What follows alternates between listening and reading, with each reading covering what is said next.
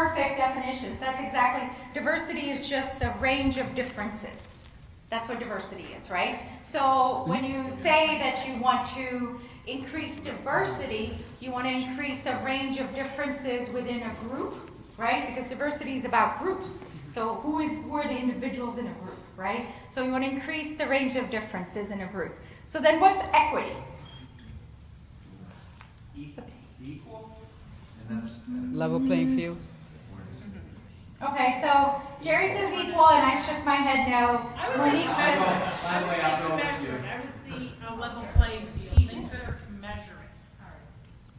so level playing field. Can you talk a little bit about what do you mean by that? To have all circumstances and everything be the same for each person, whether you're white, black, Hispanic. Yeah. So something that makes people at the same level. So it's different than equality, because equality means there's sameness, right? That everybody comes to the table, to the fence, to whatever it is equally. So one of the infographics you see a lot is, so you have a child, you have a person with a disability that's a wheelchair user, you have an elderly person, and you have a fit young athlete, and they all need to bike. So are you going to give them the same bike? Nope. No. You're going to give the person with a disability a hand cycle, the kid bike, the sports person, whatever, a mountain bike, the elderly, maybe a recumbent bike. So then now when they hit the start line, they're all equal, right? Or there's equity in that. And so that's the difference. And so I think one of the big things is like, I think everybody's the same. I don't treat people differently, but people are different. That's what diversity is differences. So when we talk about equity, you have to consider what the person is bringing and then give them the equal opportunity. So sometimes we say equal opportunity, equity, equality, but it's not the same. So think about that. And then what about inclusion? What is inclusion to you all? Opportunity. Okay, tell me more. Same opportunity. Okay, so that's more than equity. Okay. Yeah, so inclusion.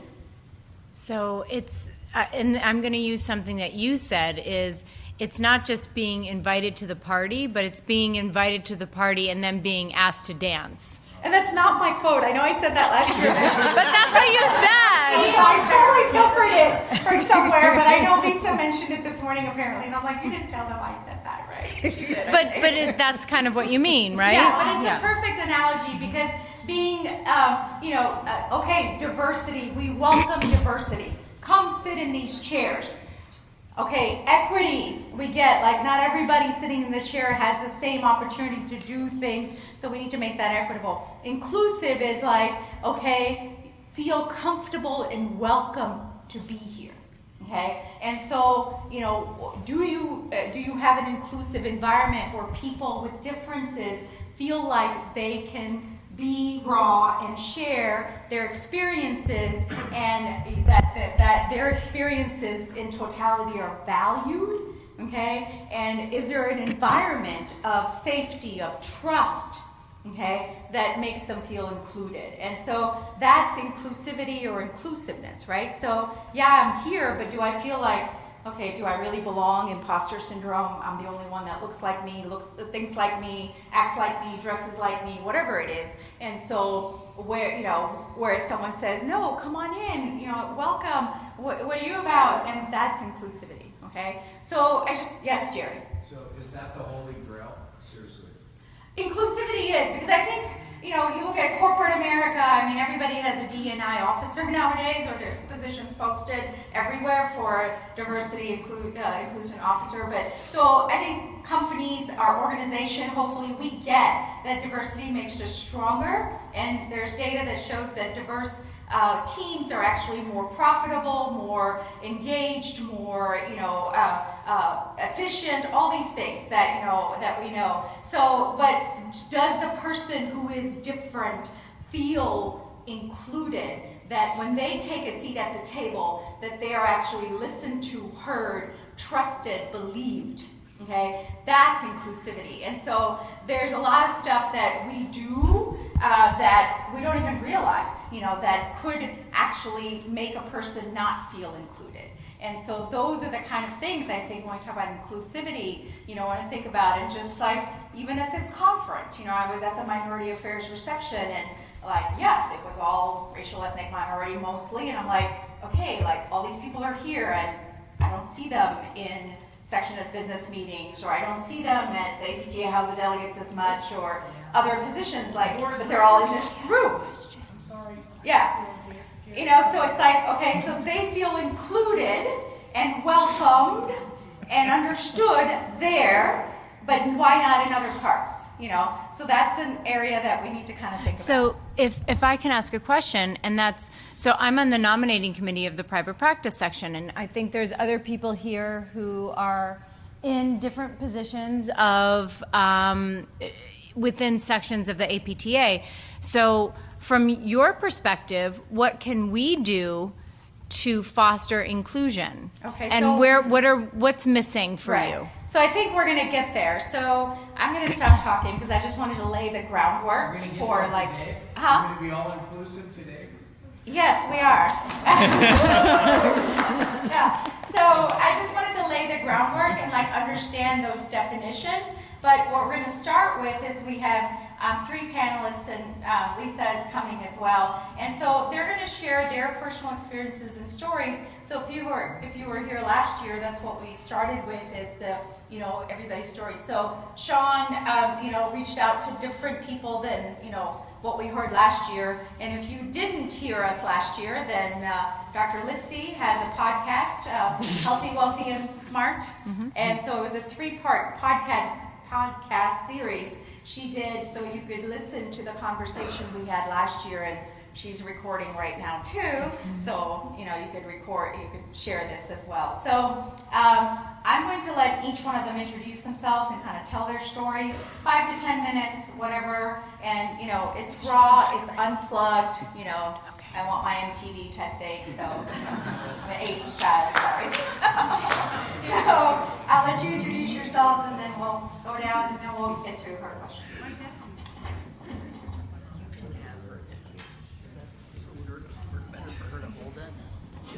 No, it's just an introduction, or it's good.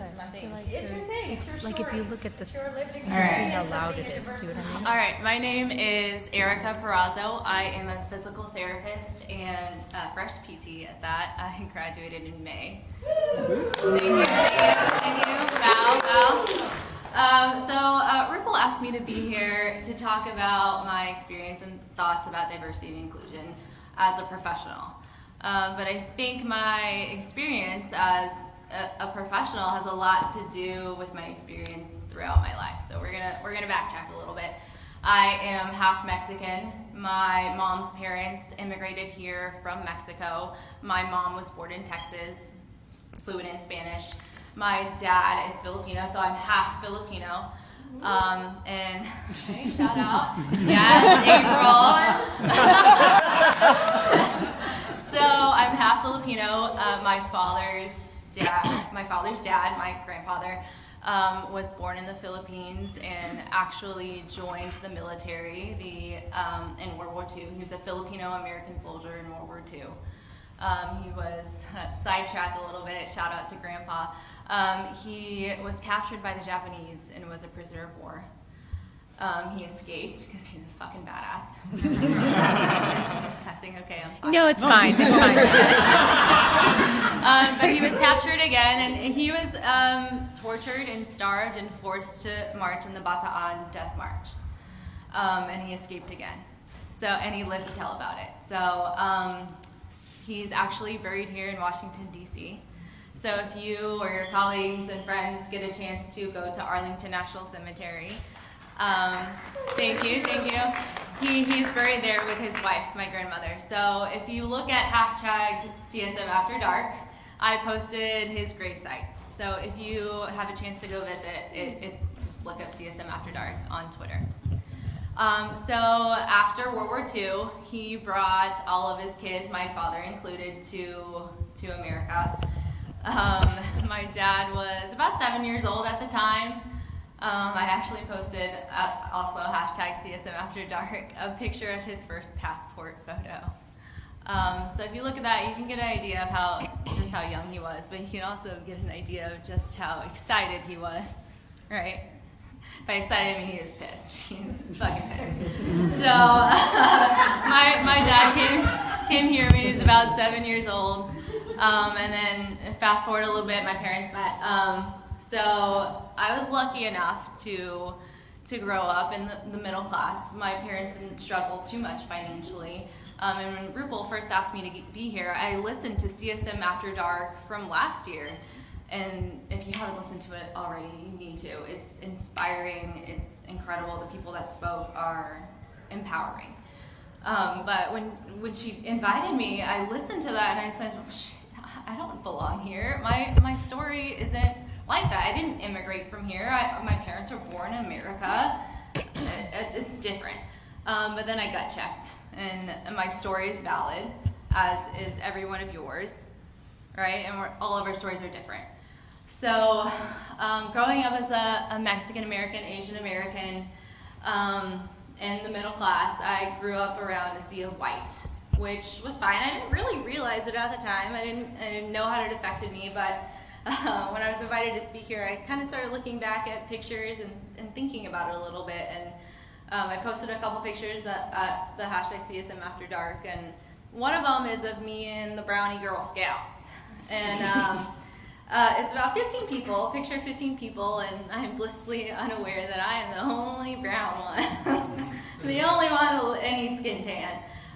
So I was looking through even more pictures, and I pulled up one when I used to play soccer, and there's about 10 people. Again, I'm the only one with color. So I started reflecting kind of how did that affect me? Did it affect me? I didn't realize it at the time, and until I kind of started reflecting for this event, it did affect me. So there were things that I did when I was growing up to fit in. No one likes to be different. No one wants to feel different. So when I was in middle school and high school, I would do my makeup so that my eyes looked bigger. Because I'm Asian American, my eyes are smaller than the people that I was surrounded by. So I would do my makeup so that my eyes looked bigger. I played soccer, so I was in the sun a lot, but I didn't want to be in the sun too much because I didn't want my skin to get too dark. So tans were kind of in at the time, so I grew up in the 2000s. So I liked that I had a tan, but I didn't want it to be too dark. And then fast forward a little bit in school, in college. So as an Asian American, I was expected to do well in school. I was expected to get a good job, go to college, so that I could provide for my family, right? So my dad, he always tells me the story. When he was a kid, him, his brothers and sisters were expected to be a doctor, which one of them is, he's a medical doctor, an engineer, which my dad is, he's an electrical engineer, and a lawyer, his brother's a lawyer. So they fulfilled the American dream, what was expected of them by their parents. And while my dad didn't tell me what profession I had to go into, I figured it out for myself. Doing well in school was expected. So my grandparents, every time I left my grandparents' house, they would say, I love you, we'll see you next time, do well in school. Every single time, do well in school. And I remember that, and I was rewarded financially, like many grandma and grandpas do, with a $5 bill every time I would make all A's. And it was fine, because school was kind of easy for me in high school, elementary. I had access, I had support from my parents. So I was very fortunate in that school was easy for me until it wasn't.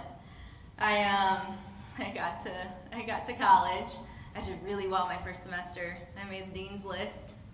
And then second semester came around, third semester, fourth semester, I got on academic probation. Proof is in the pudding. I posted my transcript on CSM After Dark. Hashtag CSM After Dark. You name it, I failed it. I failed art, I failed photography, I failed chemistry, I failed biology. At one point, my GPA was a 1.4 out of 4, out of 4.0. I mean, I got my shit together eventually, right? I made it into PT school, and here I am, CSM after dark. But I wasn't doing well in school for a while, and before, my dad would be the first person that I'd call to say, hey, I made all A's, I made the dean's list, and for a couple semesters I didn't call him because I was on probation, and then I kind of had to tell him at some point that I got suspended, academic suspension. So here I am as an Asian American, expected to do well in school. That's really the only way that I was raised. You have to do well in school so that you get a good job and then you can raise your family. There was no other option that I saw at that time. So, my dad, poor dad, was going to bed at night thinking, well, where the fuck did I go wrong? Where did she come from? She's not one of us. So here, I'm letting down my dad. I'm letting down my grandparents, right? But then on the other end of it, I'm telling my friends, well, shit, I failed art. I didn't go to class, I failed art. And they're like, what do you mean you failed? You got a B+. You're Asian, you're smart. So I was expected to be smart because I'm Asian. I was expected to do well because I'm Asian, I'm Filipino. But then, I told them, no, really, I got an F. And they were like, oh, you're half Mexican too. That must be your Mexican half. Right?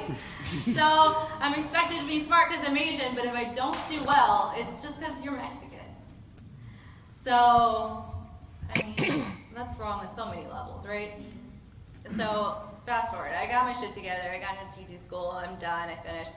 So I'm a professional now, and these things are still present. So, colleagues and for patients. So I am in San Antonio, Texas, which is predominantly Mexican. They're actually, if not the majority, almost the majority in San Antonio, Texas. I work on a predominantly Spanish-speaking side of town, and my job, which I'm so grateful for, is helping me to learn Spanish. So I'm taking courses and I'm learning. Some of my evals are completely Spanish, and we work through it, we get together, some of my coworkers speak Spanish and help me out. But 90% of my patients are grateful that I'm learning and are proud of me for learning, but then there's the 10% that are Mexican Americans, and they find out that I'm Mexican and I can't speak Spanish, and they look at me with disgust. And I've actually had Spanish-speaking patients say, shame on your mother for not teaching you Spanish. I'm like, well, I'm a doctor of physical therapy. I'm beautiful. I'm doing pretty well for myself, I thought. But shit, I can't speak Spanish. I'm less than to them. And they talked about it a little bit last year. People who are you would think would be on your team. My Mexican American counterparts, you would think that they'd be on my team, but I'm less than to them. And then I worked at a SNF for a little while, and there were a lot of Filipino Americans there, and I was so excited. And the first day, they asked me to eat lunch with them. So I was like, yes, my people. So I pulled out my lunch box. I had a turkey sandwich, a salad, and an apple. Trying to behave, right? New year, new me. And they were, talking back and forth, like, oh, God, that's what you have for lunch? You're whitewashed. You're an Oreo. So dark on the outside, white on the inside. Unfortunately, we all know what that means. Unfortunately, because we've been called it at one time or another. So I wasn't good enough for them either. So I think that's an experience a lot of people my age or younger will start to experience if they haven't already. I'm not the one that immigrated here. My parents aren't the ones that immigrated here. It's been generations, and at some point along the way, sometimes you lose things. So I can't speak Spanish. I guess I'm whitewashed. I bring turkey sandwiches to lunch. So society, I'm different. You can't ignore the face value. I'm brown, so I'm trying to fit in. But then on the other hand, the people that are supposed to be my people and accept me are not accepting me either. Which is frustrating, to say the least. So if you have a similar experience, or if you know somebody that does, I would love to talk about it, tweet about it, because misery loves company, and it's nice to not feel as alone, right? So thank you. I'll pass it on to Kevin now.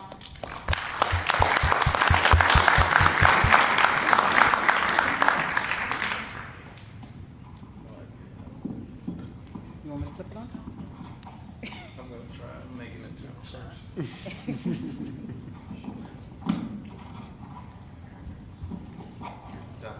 Yeah. Can everybody hear me, or can you hear me? Okay. Hi, so my name's Kevin Presley. I am still a PT student. I'm a third-year student. I graduate this August.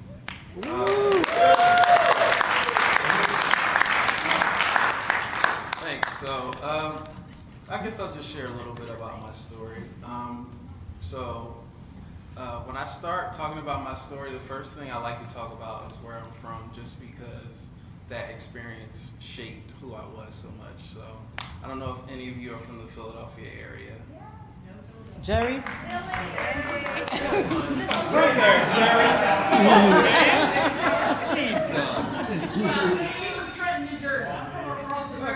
Well, that's all right. I'll take it.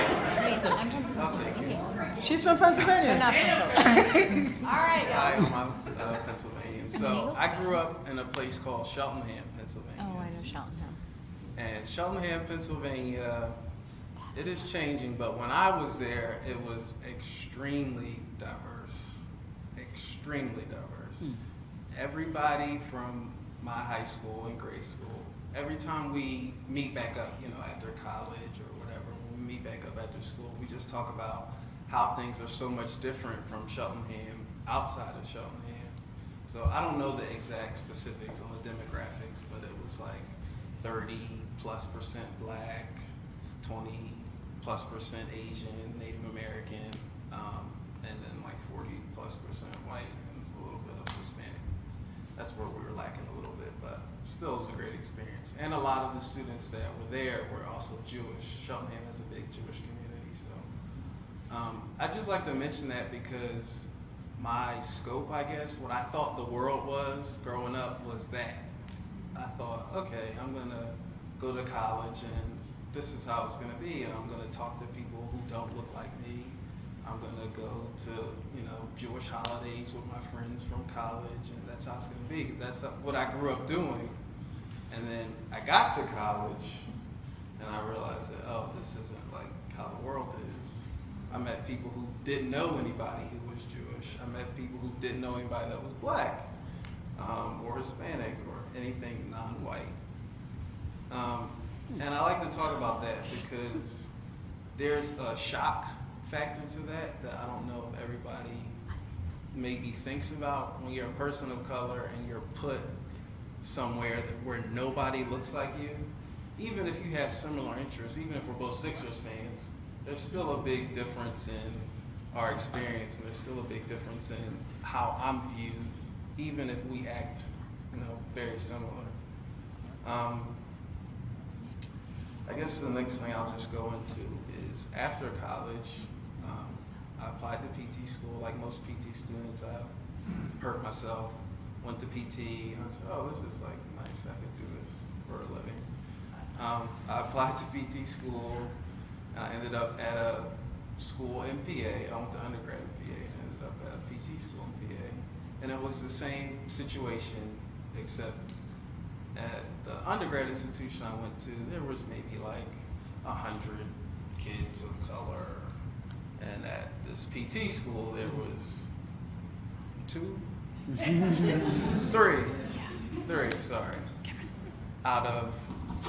three out of, let's say, 80 plus. So that gives you an idea of where I go to school at. And we talk a lot about, I hear a lot of talk about, like, how do we help the students and that are different, how do we include them? But I also think there needs to be a discussion about training the faculty and the administrators on how to do it.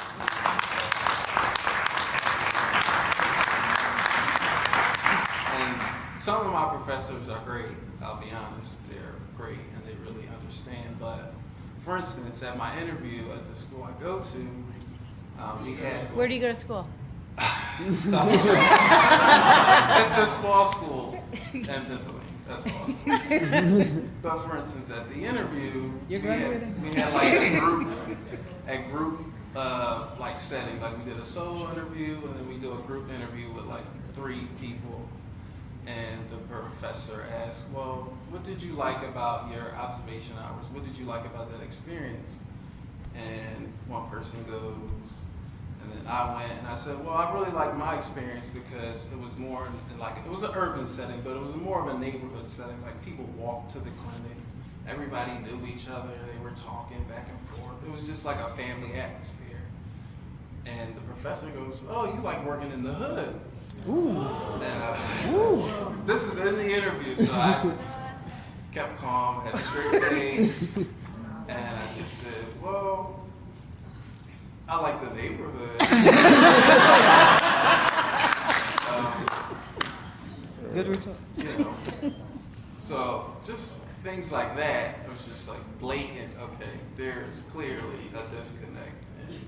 And the person knew the area. It really wasn't a bad area, but in any case. So I got into that school, and I said, well, my college experience wasn't great. I didn't really put myself out there because I kind of held back because I felt like when I was putting myself out there in those situations, I was getting a lot of ignorance and things thrown my way. And it was like the closer I got to people, the more they kind of showed me who they really were, and I just didn't want to deal with that.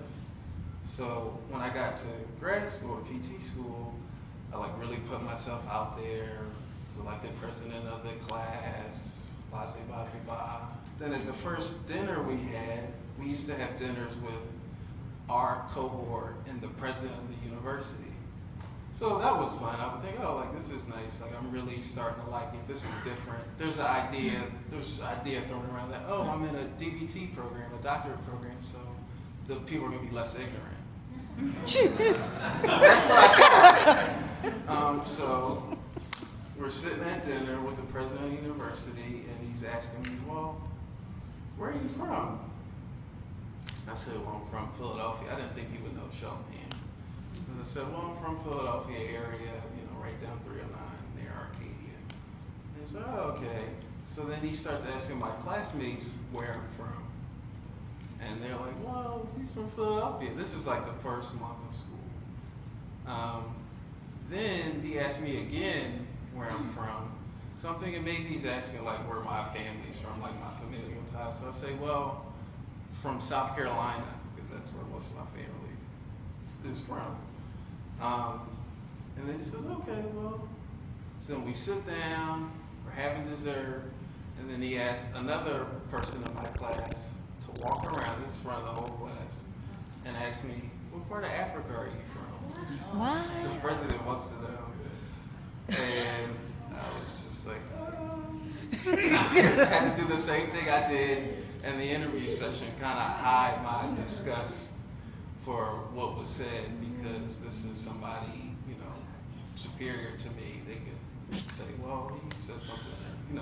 I just felt like I couldn't really express to anybody, the faculty, to anybody, like what had actually happened. So I sat on a lot of that for a while, and a lot of that I felt like built up, and it just built a lot of angst.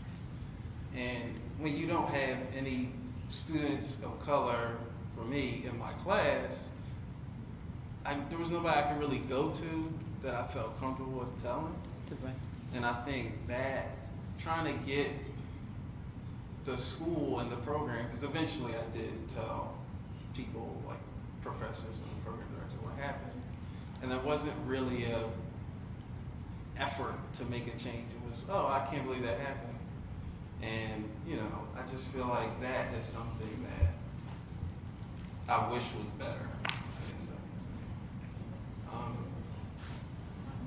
There are a lot of stories that things like this that have happened, so I don't know how in depth you want me to go. But another situation with a classmate, this is all like the first 3 semesters. This is all happening at once. This is, just for context, right? This is within the last 2 years. Yes, only yes. And 3 semesters is a whole year, right? Yeah. It's a long time. Yeah. Can you repeat what he said just for Karen? Oh, so this is like, since I started school August 2016, so this has all happened from August 2016 to present.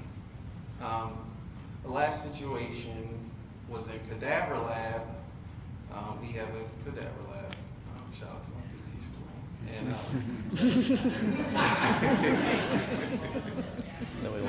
And we we're just, practicing for our practical, like going over all the body parts, everything. And I'm standing with, 5 other classmates. At this point, I'm still putting myself out there, even though all these other things have happened. I'm still trying to, make a change and kind of like be a part of the group. And one of my classmates got upset because they got something wrong. We were like quizzing each other. And he goes, shit, fuck, nigger.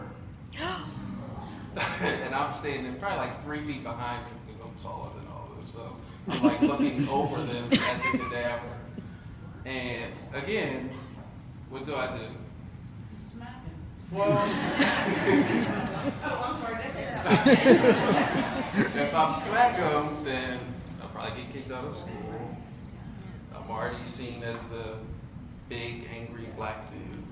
So it's just like I have to play a part, basically. I can't really express, how I feel.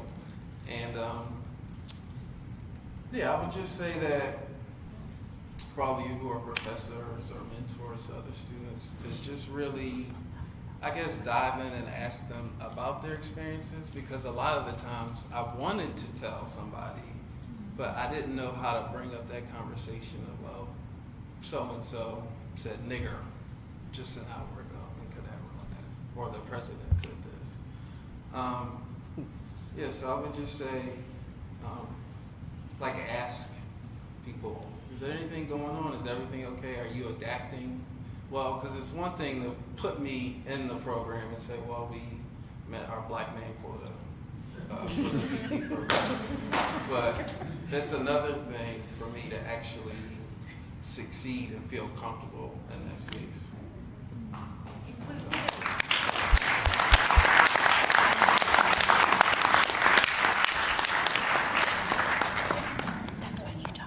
Kevin, I'm just gonna say this, they count on your quietness. I'm just gonna tell you that. I'm from the South. I was born and raised in the South, and my people are from South Carolina too, okay?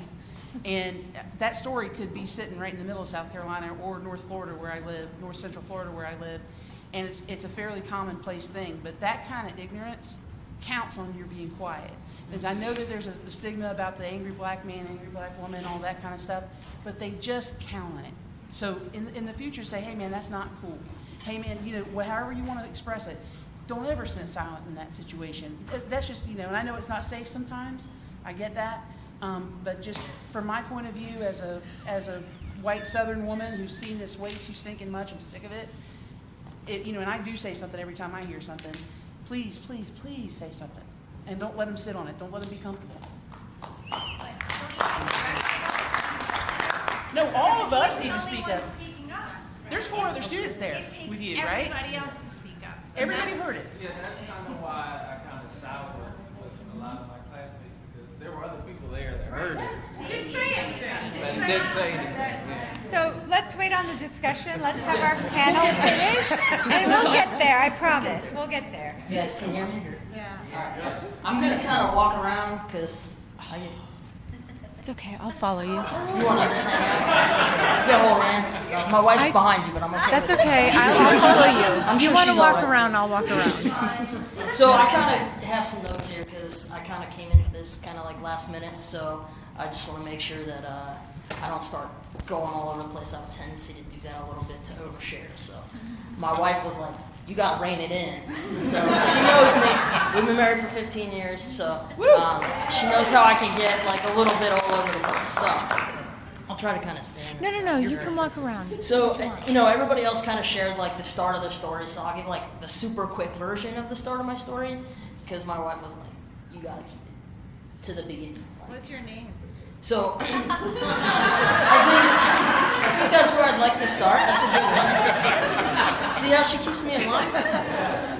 I'm really lucky. I'm I'm a lucky guy. So when I was born, I was born Crystal Condren. I was assigned female at birth. And now I go by Chris. I'm a transgender man. And I recently just started my medical transition this past October. So when I was born almost 35 years ago. I was born with a twin sister in Harrisburg Hospital, Central Pennsylvania, super conservative, to my dad, who's a retired 32 years police officer, super ultra conservative, voted for Trump. I know. Let's all just sigh about it. Let's sigh about it. Let's sigh about it. Well, I'm gonna cry about it. You guys can sigh about it. And Gotta set the conservative part. We got it. Thanks. I appreciate your empathy. It helps. So, fast forward, kind of growing up, with a twin and being transgender, and kind of knowing that, you always have this sort of mirror in front of you that's just telling you you're wrong, right? So everywhere we went in society, she always had this fit that I could never experience. All the time, it was like I was constantly trying to fit this mold of what I should be, and it was, my parents always made it to be her, basically. Why do you cut your hair like that? Why do you wear those clothes? Why are you always cutting the bows off and flowers off of your clothing? It's like, because I don't want to wear bows and flowers. So, kind of growing up in that situation, I got misgendered a lot, actually, at school. Even in elementary school, I developed a lot of anxiety about going to the bathroom in particular, because I often was followed into the bathroom by teachers. This happened to me clear up through college, actually. In PT school, the secretary kind of came in on me twice and was very concerned about why I was in the women's bathroom, and I hadn't transitioned yet. So, I was still presenting relatively male like my whole life, because that's how I'm comfortable. So let's just kind of fast forward to experience of transgender people. Typically, everybody's transition is so different. I'm just going to kind of break down what I consider to be my experience into a couple different events. So first, kind of being my first coming out was to my wife. I'm so lucky. She has a PhD in human sexuality, and she's a certified sex therapist. So when I was like, hey, I think I'm transgender, she was like, hey, that's cool. Let's talk about it. Woo!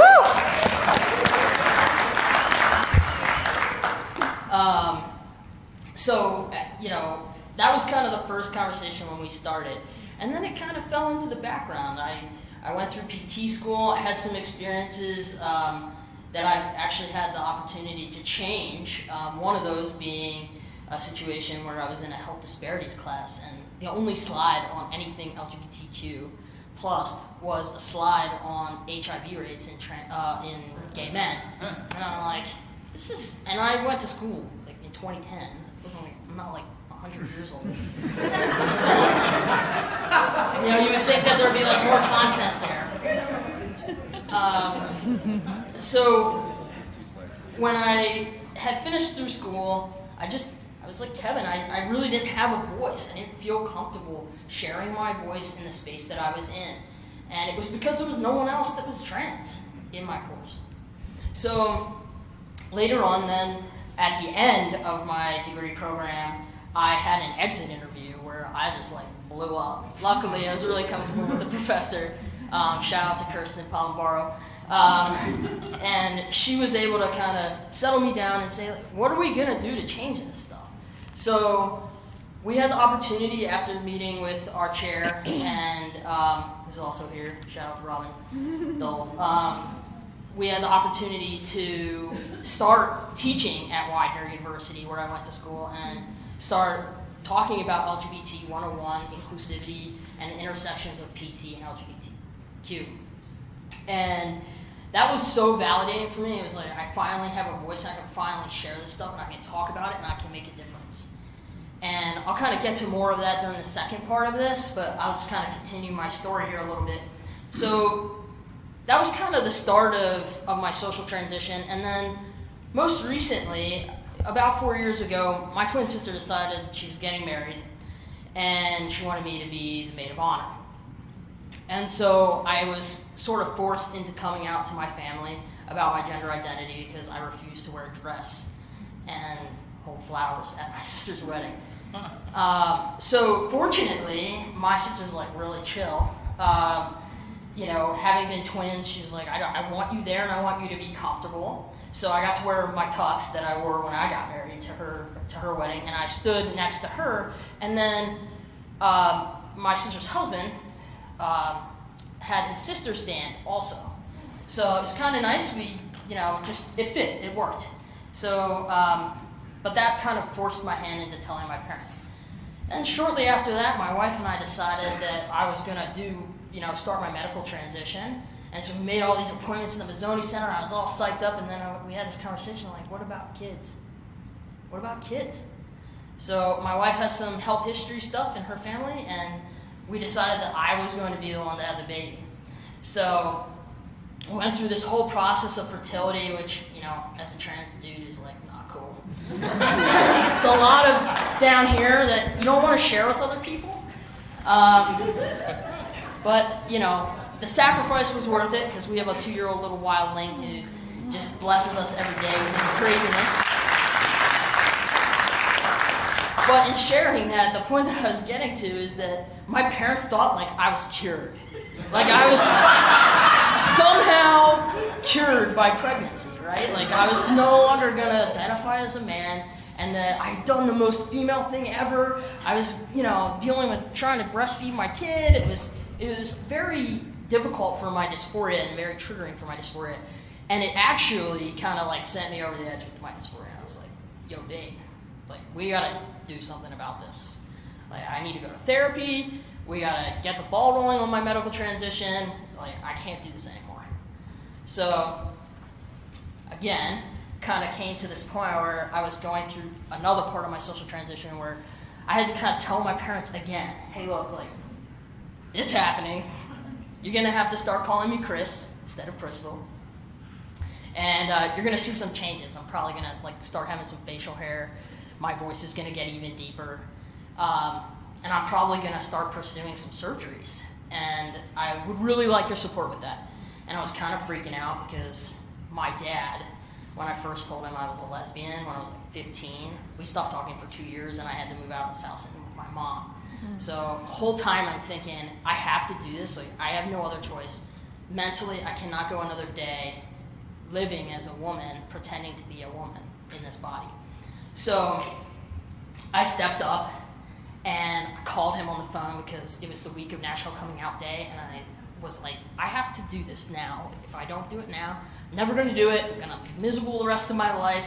I'm not going to be happy for my kid and for my wife, and I want them to experience me as my authentic self, happy and enjoying my life instead of hiding behind my female body. Thank you.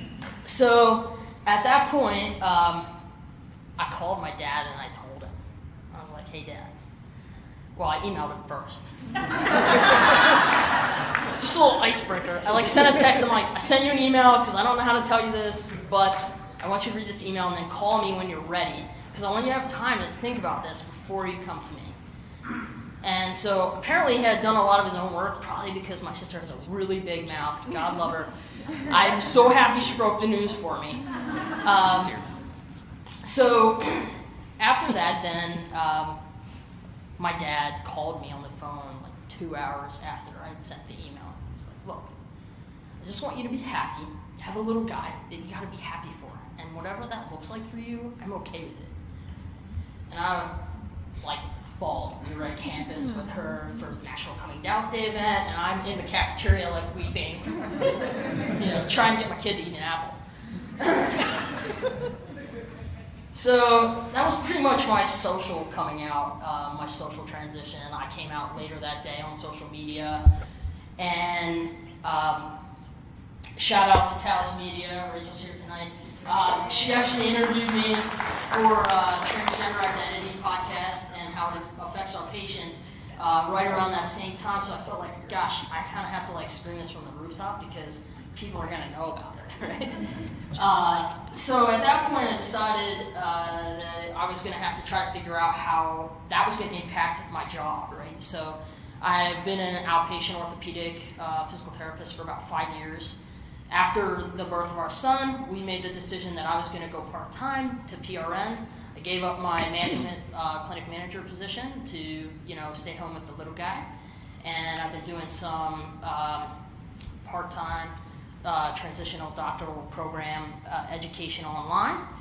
And so I'm still kind of in that process of coming out of work. It's kind of funny because that was October, right? That I started my medical transition, and I sought out my hormone therapy from the doctor. And the funny part about it is, at that point, I didn't realize how this timeline was going to unfold. So I'm kind of stuck now, and I think this is something relevant for patient care and for understanding experiences of your colleagues, because when you come out as transgender, if you choose to change your name, it's a wretched process. I don't know if anybody has any friends who's gone through this process, but it's expensive. In the state of Pennsylvania, it's over $200. You have to have a court hearing. You have to publish your name in 2 different newspapers. I mean, there's this whole process. You have to go to a legal hearing, and you basically sue yourself. So it's the same thing that people need to do if they change their last name when they get married, or no? No, it's different. Yeah, so it's different. Yeah. So it's been a little bit challenging because now I've come out at work, right? I had to wait for 2 months for my HR department to really kind of get things together, even after I wrote the emails ahead of time to my management and stuff. And so really this all just happened for me coming out 2 weeks ago on the job.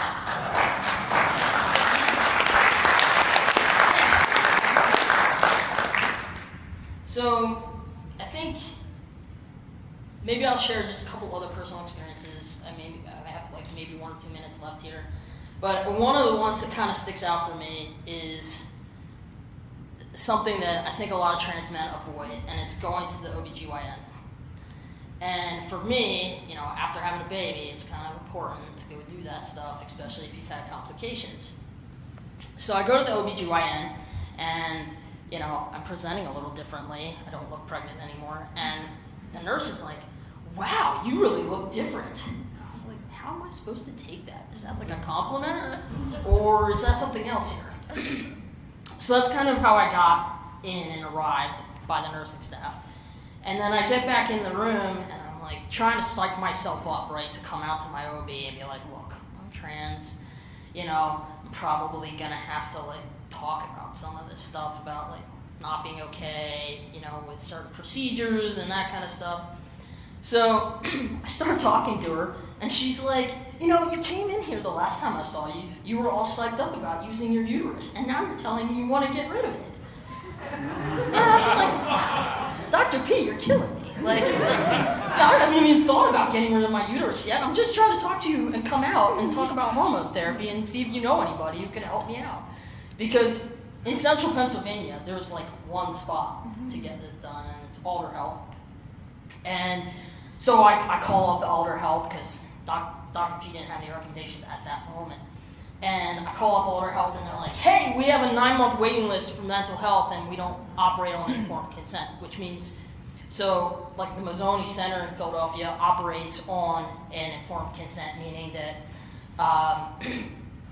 you don't have to have a doctor say that you need this, like a mental health specialist. You can just show up and say, I need this.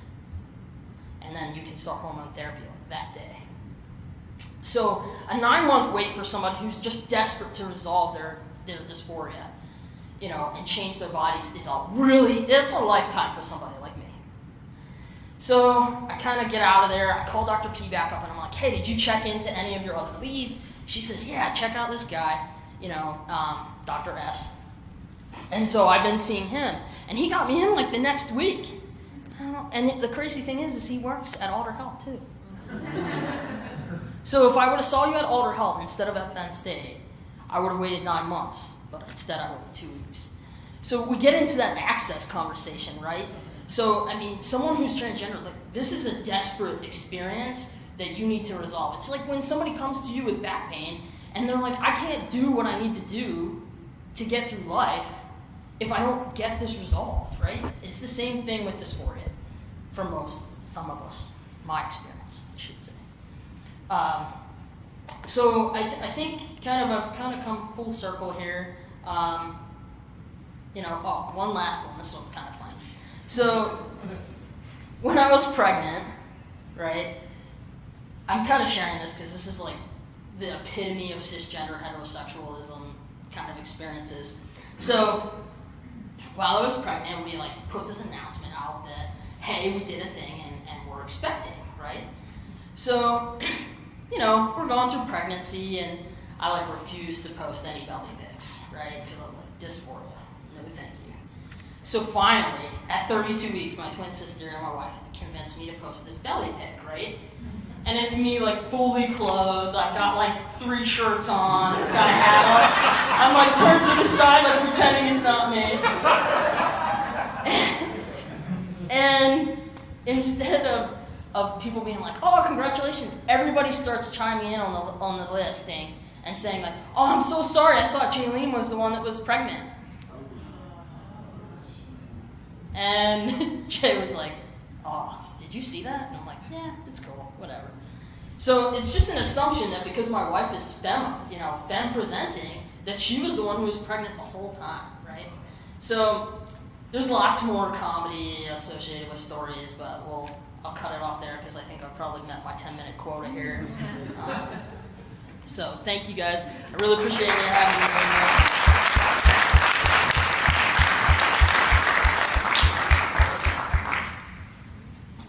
Wow. Are y'all wowed? Wow. That's amazing stories. Thank you all for being raw and putting yourselves out there. And I know that's hard to do. I remember sitting in that chair last year. So I think, Sean, where are you? Okay, so Sean's brilliant idea next was for us to have actually, before we get into Q&A and actionable stuff, is to kind of share in small groups kind of your experiences with diversity, equity, inclusion in whatever realm, whether it's personally, professionally, with patients, things like that. So, and get to know your neighbors, that kind of thing. So if you would just kind of split yourselves up into groups of 5, kind of do that, turn around, and I'm going to pose a question, and then I want you to kind of discuss that question, give you like a few minutes, and then we'll do that, and then we'll come back and we'll talk about actionable items and some other things, okay? So turn around, meet your neighbor.